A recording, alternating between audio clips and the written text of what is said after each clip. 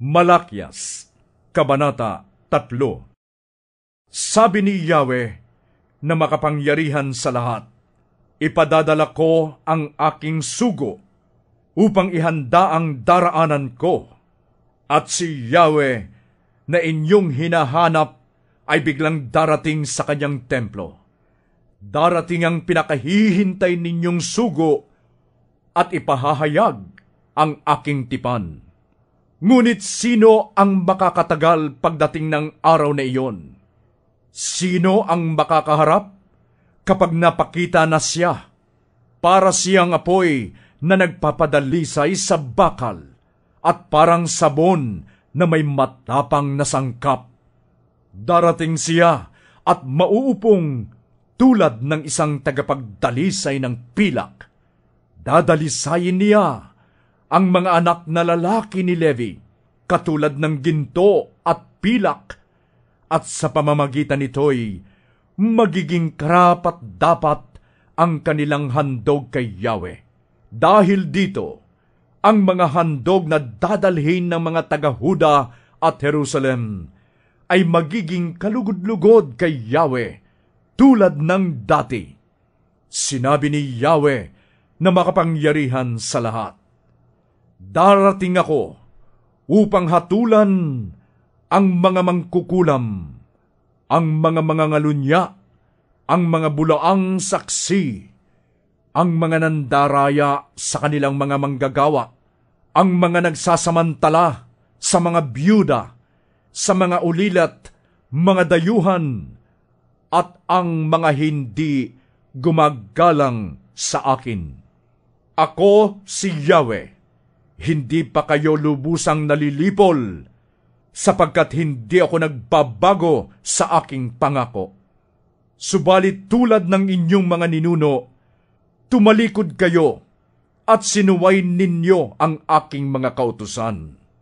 Manumbalik kayo sa akin, at manunumbalik din ako sa inyo. Sabi ni Yahweh na makapangyarihan sa lahat. Itinatanong ninyo, paano kami manunumbalik sa inyo?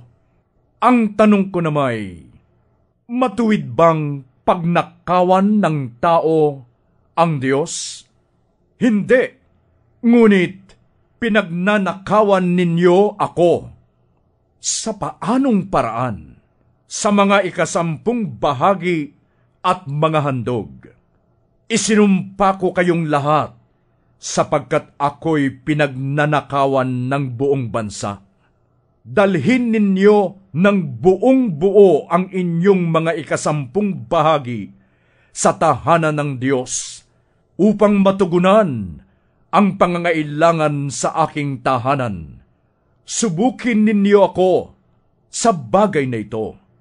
Kung hindi ko buksan ang mga bintana ng langit at ibuhos sa inyo ang masaganang pagpapala, hindi ko rin hahayaang salantain ng mga balang ang inyong mga pananim, at mamumunga na ng sagana ang inyong mga ubasan.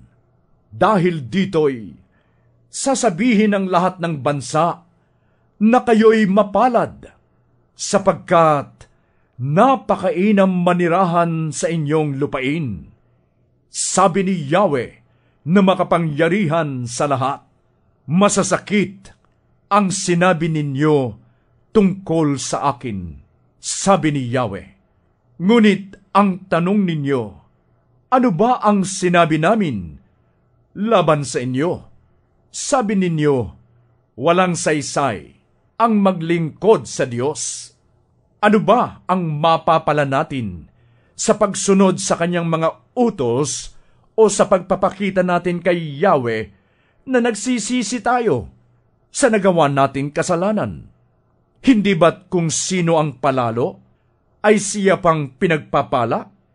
Hindi lamang nananagana ang masasama, kundi sinusubok pa nila ang Diyos sa paggawa nila ng kasamaan, ngunit hindi sila pinaparusahan.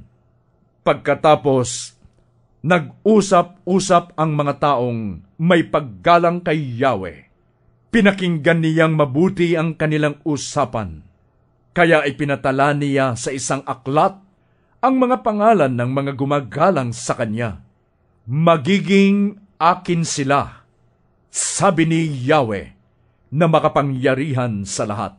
Sa araw na ako'y kumilos, itatangi ko sila bilang sariling akin. Ililigtas ko sila tulad ng pagliligtas ng isang ama sa anak na naglilingkod sa kanya. Muli ninyong makikita ang pagkakaiba ng mabuti at ng masama, ng taong naglilingkod sa Diyos at ng hindi naglilingkod sa Kanya.